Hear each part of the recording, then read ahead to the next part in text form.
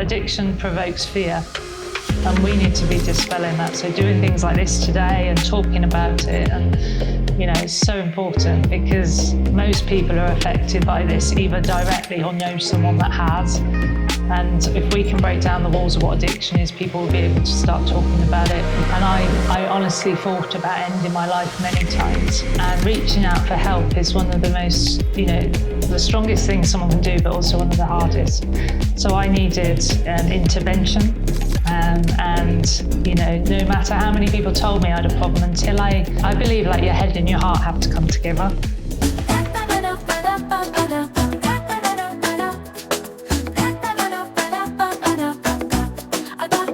Thank you for being here.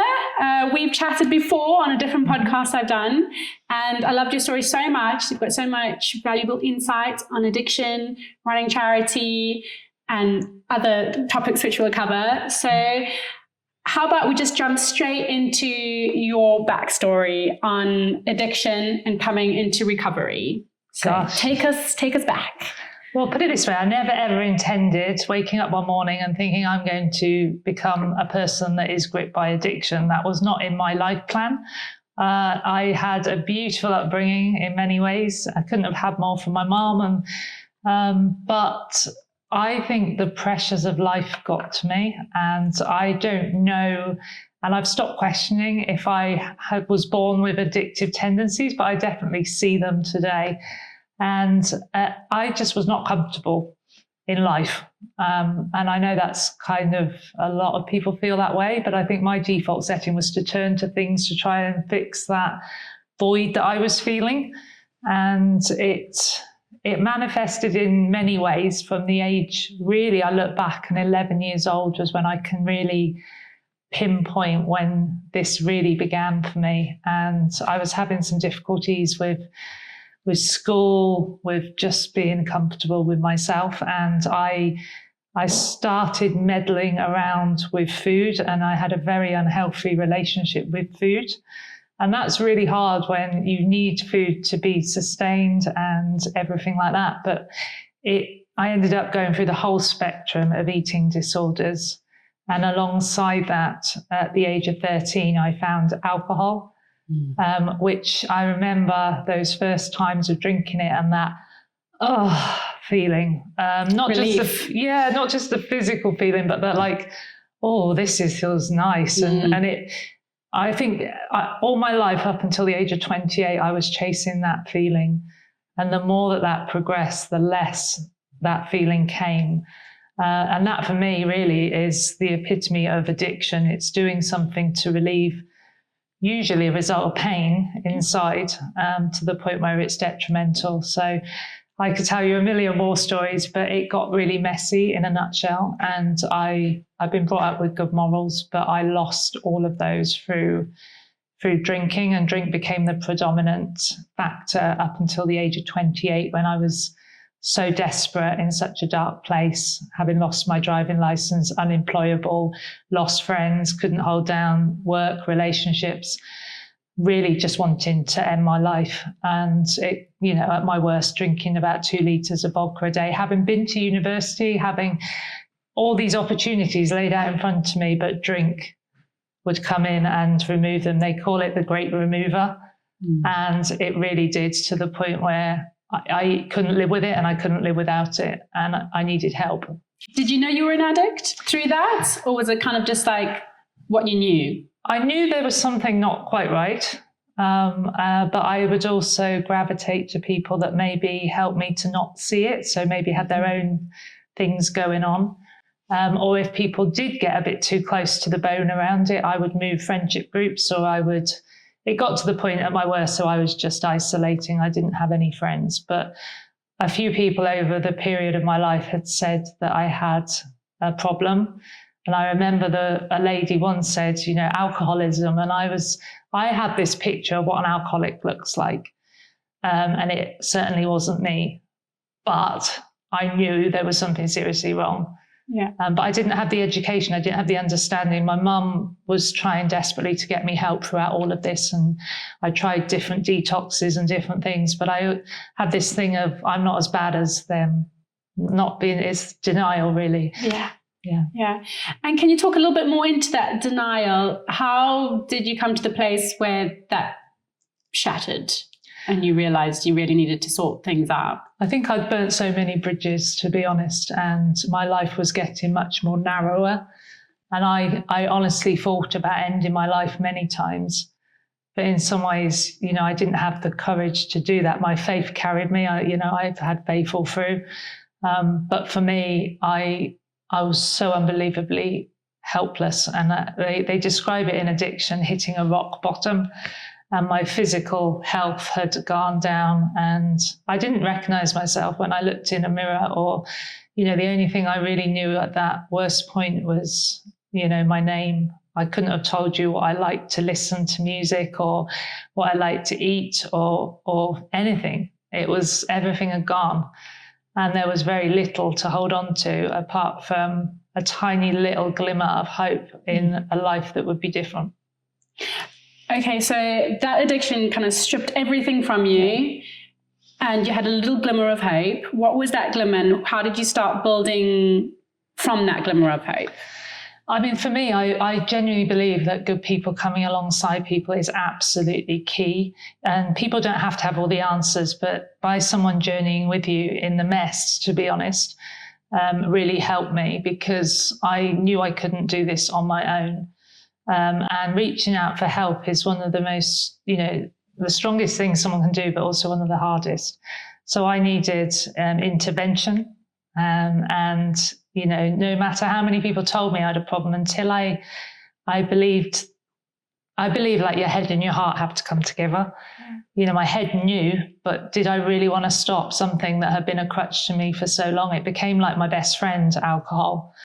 And I didn't know how life would be without it. So I had to have good people giving me hope that there was a different path, even though I had no idea. And they probably didn't have any idea what that could look like either. Mm-hmm. But they believed in me until I could believe in myself. And it was actually through my mum being a pharmacist, and some support from the Pharmaceutical Society helped me to get into a rehab, which really was the start of my recovery journey.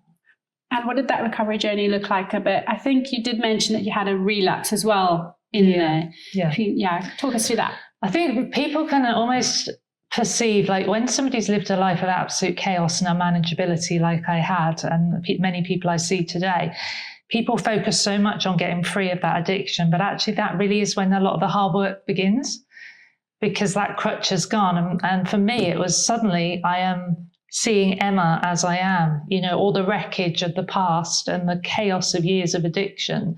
Suddenly I can see more clearly. So I had to go on a process of forgiving people that had, hurt me in the past, but also forgiving myself. And where you don't love yourself, and that takes time, that for me was a slow journey.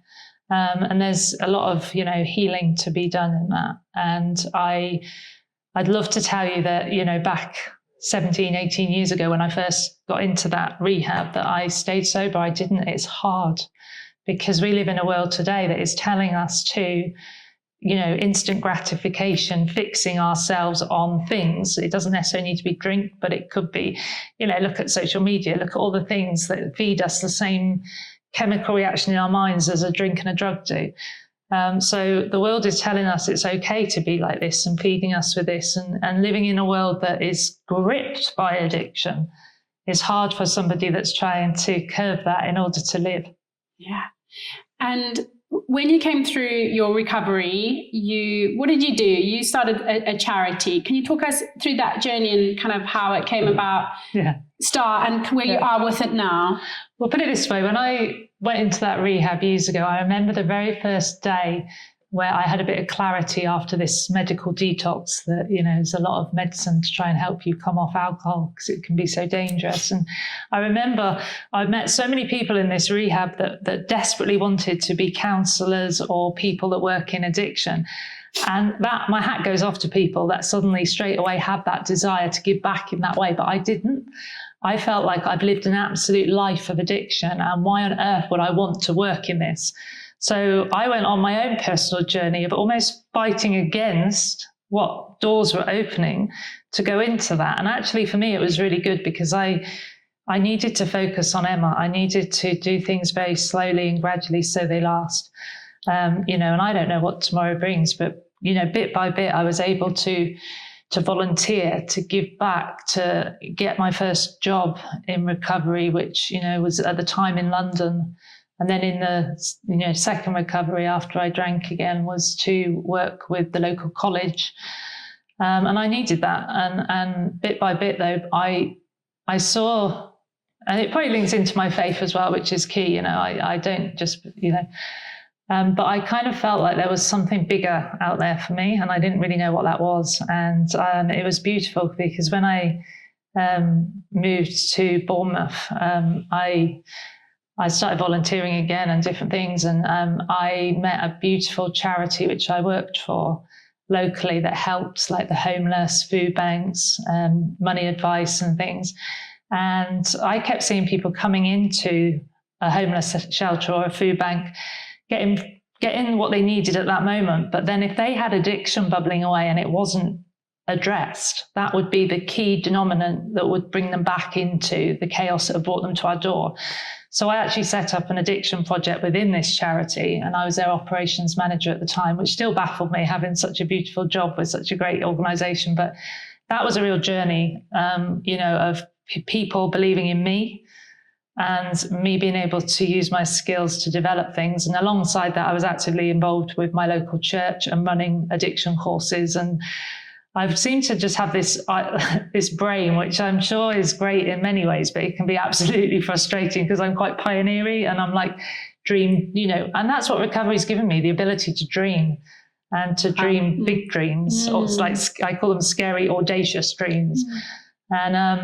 And anyway, I was working with my local church, and then I became a trustee with a national charity. And I just saw that actually there are communities centered around churches that have a great group of people that want to give back to the community, that just don't quite know how to do that around addiction. And I had this dream of, imagine walking into a church or, faith-filled community, and they knew what they were doing with confidence. And I just brainstormed and wrote a document and carried it around in my handbag for months, actually.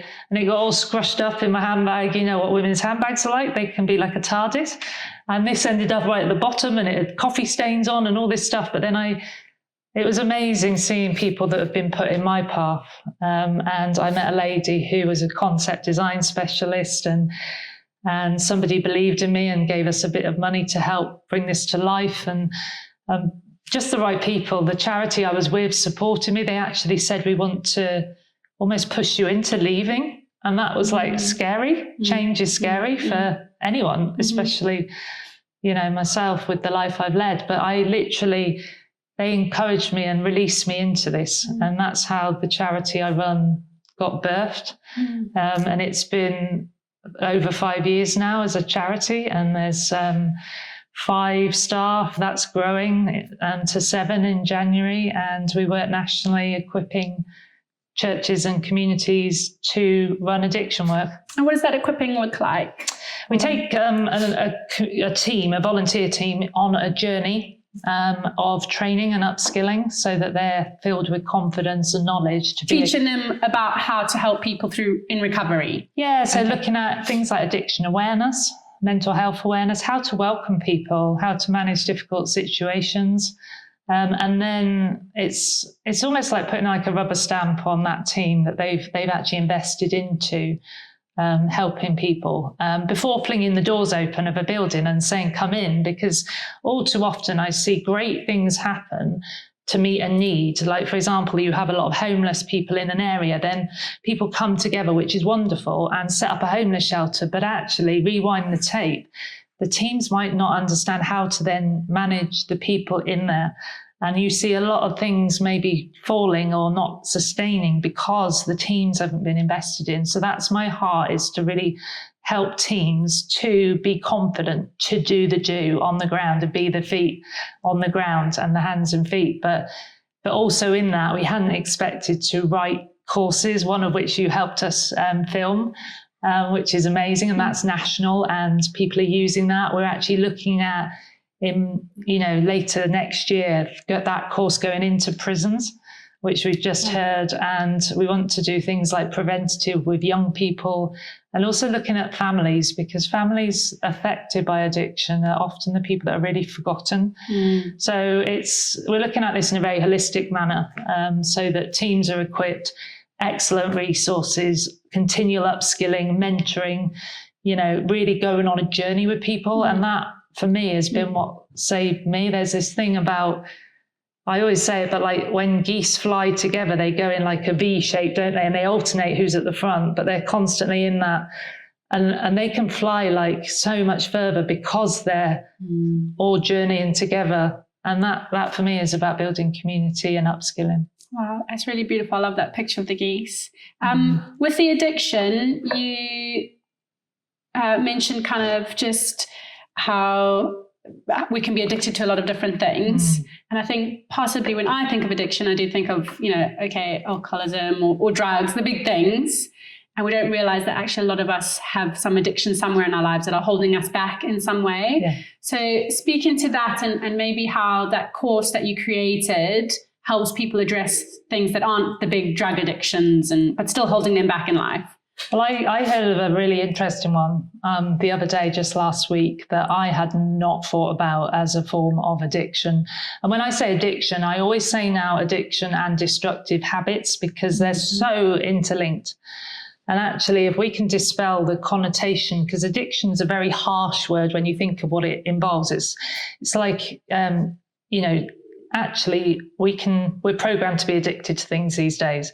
So the other day when I saw, it was an article in the BBC News, and it was right move addiction. And it said, right move addiction is my porn. And it was quite a bold, title, which drew me in because I like sort of bold things. And actually it was a lady who was so unbelievably gripped by checking Rightmove, the app, to see what properties were for sale. She had not got the money to even rent somewhere, let alone buy somewhere. But her whole day would be checking, just fascinated. Her mind was just gripped on that. And it took away from living life to the full. So really, it's like challenging us. It could be anything that stops us living a life to the full, because it's all this is centered in the mind that causes the action and the behavior. So, it could be being addicted to gardening. That's a beautiful thing to do. But if somebody is doing it all the time, not sleeping, spending all their money on it, avoiding family, relationship breakdowns, that's an addiction. Yeah. And it's got an element of escapism in it as well, doesn't it? Yeah. And often we hear about how addiction underneath it is trauma. And do you find that is the case, or are there other motivations for addiction that aren't, compelled by, because trauma is quite a big word as well. Yeah. And you do think like traumatic events, I think addiction for me is a result of pain, and it could be as far, as full on as trauma, but it could just be pain with not feeling comfortable in ourselves, pain in what the world is telling us that we should be, things that aren't easy to even identify. Most people turn to these things subconsciously through pain inside. It could be physical pain, emotional pain, spiritual pain, whatever it might be. Most people I know, it's a result of pain in one way, shape or form. And you mentioned about your faith, that it was the kind of underlying hope. Yeah. What does faith mean to you, and how has it helped you? Because I know with the 12-step programs, you need to surrender to a higher power. Yeah. And addiction normally can be a spiritual root to it. Yeah. What does that mean to you? We live in a world today that is so unbelievably isolating. People in their phones and things, and, just the messages we get. And it's a horrible world to live in sometimes.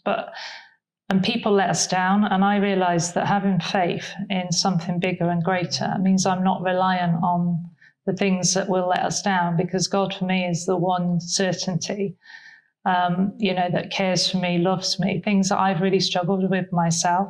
So to believe that in my Christian walk has been absolutely key. And I think so many ways to do faith today. It's not just your conventional church. I see faith-filled people just loving people. I was talking to my builder earlier today, and he knows somebody that knows me through church, and we're just chatting, and he said, well, it's not really my thing. I said, yeah, but you're a good person. You've just pulled out all the stops to help me with something. That for me is faith in action. That is that, like, loving your neighbor, being good to people in a world that's telling us to be selfish. And that for me, if someone can understand that, you're halfway there, And I think for me, like, for example, in AA, which I love, they encourage you to get a sponsor, but actually a person isn't always there for you. Our family, our friends, our partner are not always there for us, but having rooted in God, that you've always got that. And that for me is what makes my recovery just so beautifully special. I love the fact I put down drink, but for me, the ultimate prize was restoring my faith. Wow. Is that something that stops you from relapsing? I think. Or what's helping? What helps you? Because you're running, helping other people. Without a doubt, because the 12-step process, which I started my journey on and I still attend sometimes, is, it's all about forgiveness and restoration and making things right. And, prayer, it brings in prayer, meditation, things to settle our minds and connect to God. But, at the end of the day, I have to put in action in order to prevent myself going down that path, and helping other people takes me out of myself. That's one of the key things. And through the charity work I do, going to helping other people that are on a journey. I'm journeying with a young girl at the moment who's in her 20s, and she's a couple of years sober, and just, it's so beautiful being like, it reminds me of where I was, and being able to walk alongside people in this, because there'll be times I need people, and you know.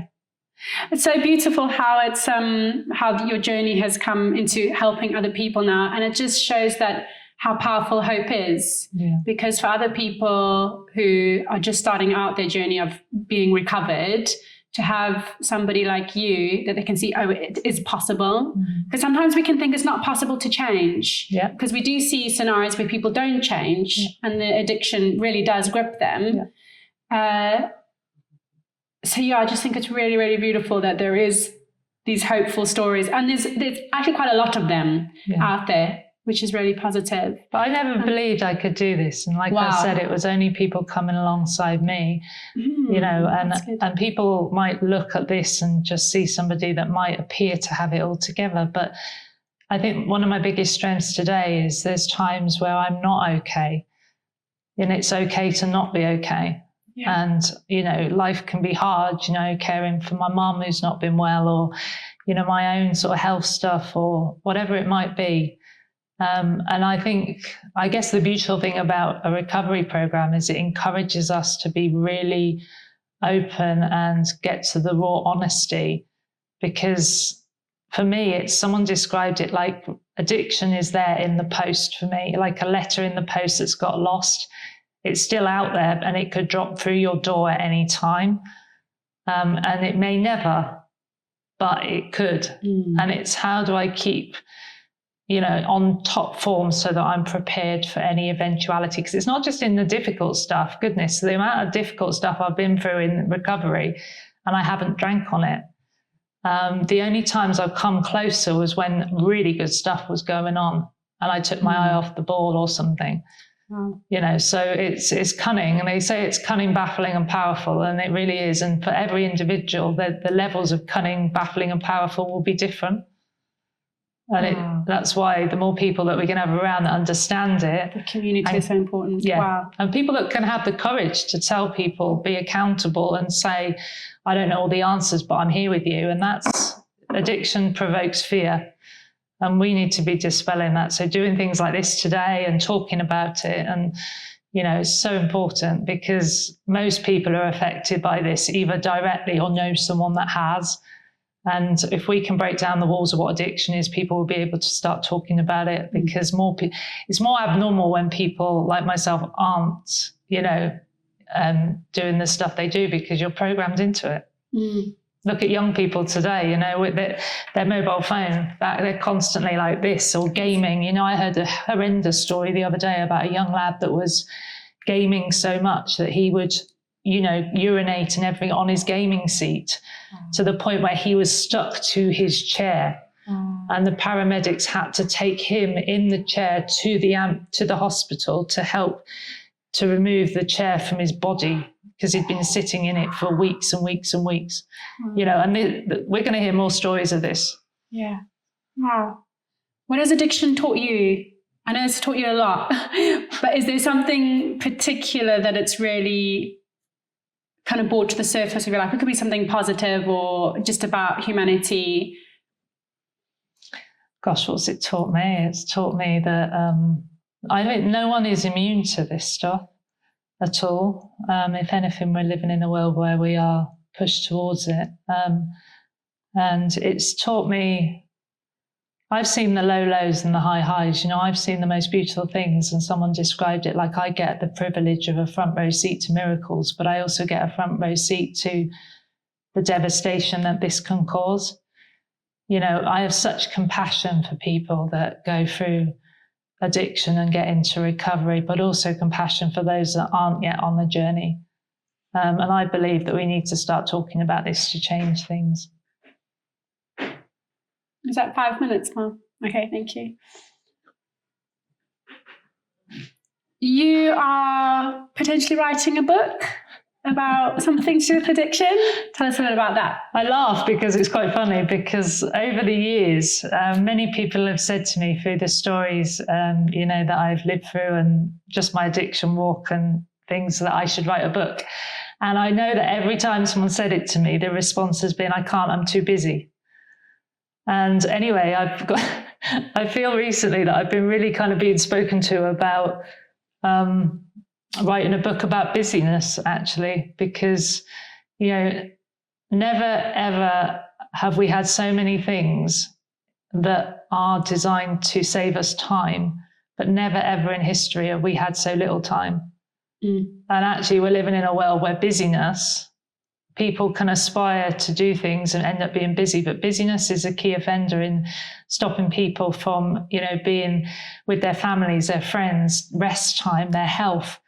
And I see that we are in an absolute pandemic of busyness as a culture. And I'd love to really just write about it. And the funny thing is, even just in the last couple of weeks of saying, yes, I'm going to explore this. And I've got this little on my phone, I've got a little notes section. So anything that I see or read or come up against. And you know what? It's actually slowed me down, because I'm actually watching things and reading little bits. And actually, I think it's just, even if it's only for my own benefit, researching, addiction to busyness, I think is really going to help me to slow down a bit, because I can easily fall into the do. And part of my nature is like that. But I think it's a fascinating thing that we need to look into more, because it used to be that everybody said that they were fine. Yes. And, fine, is what people used to say. I did my own little research, and all but one person out of over 30 people I asked, not that they knew I was doing this, but there was no reason to say, all but one person said they were busy. And if this is the common factor for people, it shouldn't be like that. Yeah. You can be productive, but you don't have to be busy to the point of being frantic and stress and anxiety and depression. Missing out on the joys of life as well. Yeah. So that's going to be interesting. Yes, absolutely. I'll look forward to it. I'll keep my eyes peeled. Yeah. And then lastly, what advice would you give your younger self, younger Emma, in the grips of addiction? My goodness. For so long, I wanted to go back and change things. But I think for me, right where I am right now, everything I know had to happen for a reason, and good has come from, I believe that all things come together for good, actually. And that for me is really important. But if I was to talk to myself as a child, I would say to stay like a child for as long as you can. I remember at school wanting to be older, wanting to be prettier, I was dreaming of the job. And there's nothing wrong with dreaming, but I missed out a heck of a lot in my young days. And that wasn't just about addiction. That was because the world was telling me that I shouldn't be where I was as a child. We're still getting those messages, even as adults. You know, me in my 30s, still being told you're not where you are, where you should be in life. So, yeah. Thank you so much, Emma. That's really encouraging. Looking forward to seeing your book. Oh gosh, yeah. I think it's going to be entitled Hooked on Busyness. Oh, that's fantastic. So we'll see. Well, this is going out there to the world now, so everyone's going to be expecting. Yay! Thank you, Emma. That was wonderful. Awesome.